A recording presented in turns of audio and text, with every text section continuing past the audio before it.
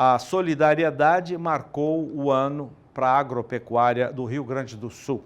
As enchentes entre abril e maio impactaram na produção, na logística, nos rebanhos e até nos bens das propriedades. Muitas foram atingidas.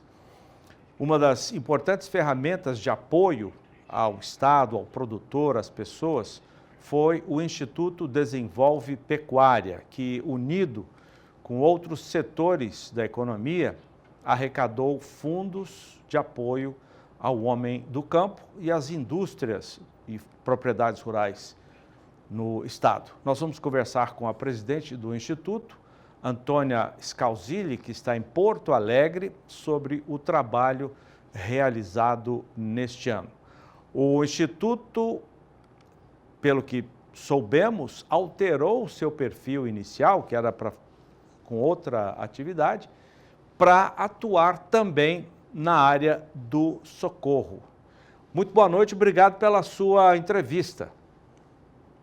Imagina, é um prazer estar aqui com vocês, podendo falar dessa experiência que nós vivemos aqui, que foi uma verdadeira tragédia e que onde o Brasil esteve conosco, com os olhares atentos. O Instituto, como já diz o nome, né, um instituto que fala de desenvolvimento da pecuária do Rio Grande do Sul, mas já é a segunda ocasião que nós trabalhamos com esse olhar social, olhar de solidariedade mesmo para as pessoas, que aí é independente a questão se estão trabalhando com pecuária, se estão no campo ou se estão na zona urbana. No ano passado, em setembro, nós tivemos um primeiro evento, depois de 2 ou 3 anos de estiagem, que nós falávamos muito sobre os problemas da estiagem, de safras quebradas, e nós tivemos uma ocasião de uma enchente no Vale do Taquari, que foi gravíssima, e nós, naquele momento, resolvemos atuar. Fizemos um movimento interno do Instituto de arrecadação de valores e nos possibilitou, então, aprender com aquela situação, e nós fizemos algo com bastante transparência.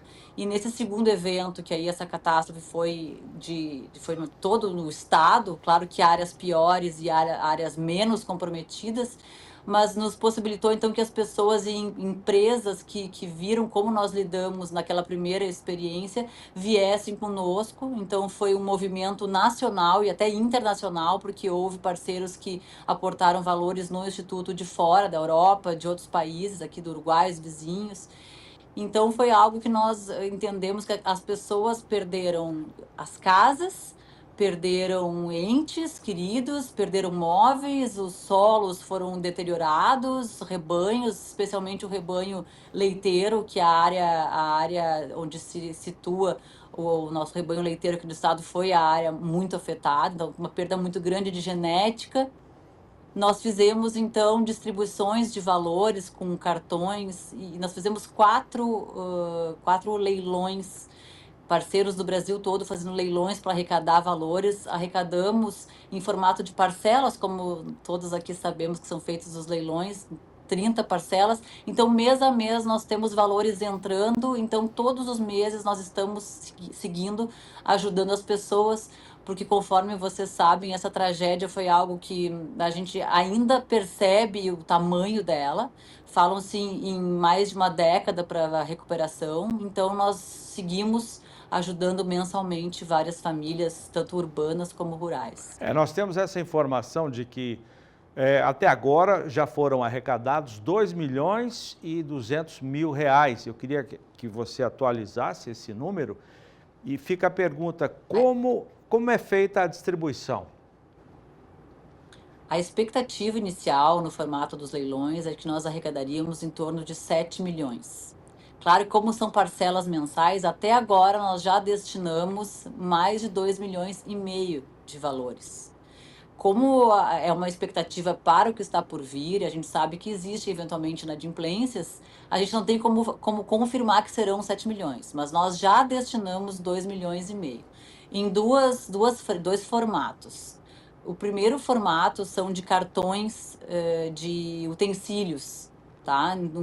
Mais ou menos os valores entre 3 mil, 6 mil reais para cada família, que nós, do Instituto, temos o compromisso, Porque uma coisa que a gente percebeu naquele primeiro evento lá do Vale do Taquari é que a gente não pode terceirizar essa entrega. Existem muitos formatos de tentativa de beneficiar algumas pessoas que não perderam tanto. Então, o nosso compromisso é de entregar para pessoas que realmente precisam. Então, os nossos associados e pessoas que estão conosco nessa campanha têm o compromisso de indicar beneficiários e a gente faz a entrega pessoalmente, através de cartões que as pessoas em lojas conveniadas conseguem comprar bens principais, como geladeiras, fogões, esses eletrodomésticos mais importantes, material de construção, cama, guarda-roupa, coisas assim de primeira necessidade. E a É, segunda ação que vai começar a ser feita são a construção de casas, que aí é mais complexo porque envolve doação de terreno pelas prefeituras. A gente está no momento agora de troca de mandatos e isso requer também auxílio de Ministério Público, de instituições que têm como nos auxiliar com a questão de licenças, de toda como é que se diz, a retidão que esse assunto exige, né? você falou que a recuperação ainda tem uns 10 anos pela frente, né? E essa campanha de arrecadação vai seguir também? Vai seguir e a gente entende que assim que a verba acabar, nós vamos entender e vamos redirecionar para aquilo que ainda precisa. Muitos pecuaristas, muitos produtores rurais precisam também de auxílio com a recuperação dos solos, com a recuperação da genética. Então, nós estamos em várias frentes vendo a necessidade e focando a nossa energia enquanto a pauta do Instituto, que passa pelo desenvolvimento da pecuária, segue. Quer dizer, o produtor, pequeno, médio produtor leiteiro, só para pegar um exemplo, ele poderá contar com esse apoio para melhoramento genético do rebanho, troca das matrizes, é isso? Exatamente. Como nós somos um instituto de desenvolvimento de pecuária bovina, mas como nesse momento essa campanha de doações ela ajuda sem olhar a quem, realmente qual atividade que a pessoa está inserida, não é o caso, é a questão de necessidade. E claro que nós temos total interesse em auxiliar essas pessoas. E aí vendo a necessidade de cada um. Com esses cartões que nós temos de valores, a gente tem ideia de fazer diferentes iniciativas. Vai chegar um momento que as necessidades vão mudar, e aí nós vamos estar atentos para poder atender às demandas de cada momento. Bom, a impressão que a gente tem é que o pior, graças a Deus, já passou faz tempo, mas ainda tem um legado, uma herança muito grande. Como é que está hoje o produtor, o pecuarista, já que o Instituto lida com a pecuária, como é que está o pecuarista hoje, o que ele está fazendo, ele está vivendo de quê, como é que está a situação dele? Na verdade, a gente tem situações distintas. O nosso estado, a vocação da pecuária de corte, ela está mais centrada na parte sul do estado, que foi menos afetada. Então, de uma certa forma, nós temos produtores, muitos agricultores que tiveram sim as lavouras perdidas e que não estão conseguindo o acesso, não existe mais dinheiro, aquelas contas que deveriam ter sido pagas, eles não tinham a safra para poder quitar. Então, existe uma negociação com o governo federal muito complicada, pessoas que não vão conseguir pagar as contas, não vão conseguir dinheiro para a próxima safra. Então, na verdade, com esse cenário nacional agora, de também um dólar muito caro, tudo o que está sendo falado de expectativas, dificulta ainda mais essa catástrofe. Como se não fosse difícil o cenário que nós estamos vindo de uma catástrofe absurda. Então, o cenário é muito difícil para todos. E quem perdeu tudo e quem tinha o dinheiro financiado, a situação é muito difícil. A perda é com relação ao que já era de propriedade, ao que eles tinham e também, infelizmente, ao que eles deixarão de ter em função de toda essa tragédia. Quais foram os principais impactos, assim, os principais momentos das tragédias? Os primeiros dias, uma total incredulidade, a gente não conseguia entender a dimensão daquilo. Nos dias seguintes era uma questão de sobrevivência mesmo, sobrevivência, de salvar vidas, das pessoas se lançando nas águas para salvarem os iguais. A partir daí, a gente começou a entender que isso era algo que afetava a economia. Passada essa questão de vida das pessoas, da perda das casas, de um impacto gigantesco, a gente começou a entender que isso tinha prejudicado o Estado, a parte econômica do Estado como um todo. Então, porque praticamente o Estado inteiro ficou embaixo d'água. Não houve, colocou as pessoas em pé de igualdade, ela foi uma tragédia horizontal.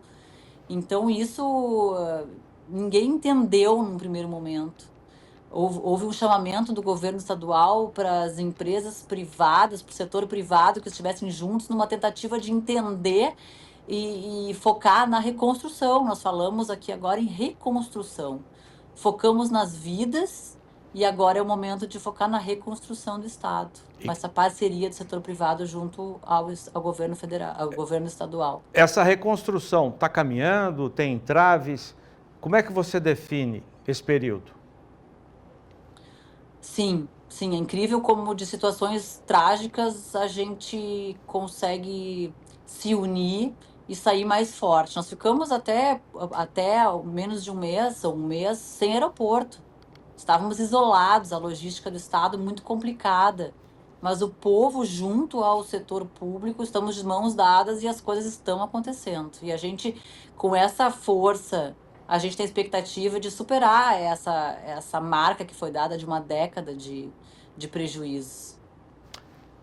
Eu conversei com a Antônia Scalzilli, que é presidente do Instituto Desenvolve Pecuária. Muito obrigado pela entrevista, pelas informações e que vocês continuem tendo força e apoio dos parceiros para seguir nesse trabalho que é fundamental para a recuperação. Eu que agradeço e eu preciso fazer um agradecimento aqui com todo o público que vocês atingem, porque os brasileiros todos estiveram conosco. Não houve divisão de Estado, não houve divisão de qualquer tipo de ideologia, partidarismo, religião. Realmente todos estiveram conosco. Foi incrível essa força de solidariedade que se estendeu a nós. Então eu preciso agradecer aos parceiros que estiveram conosco, às pessoas. Foi uma ajuda no início, doações de alimentos, de água, de cobertores, porque era inverno. Então foi muito importante. Nós somos muito gratos a todos que estiveram conosco.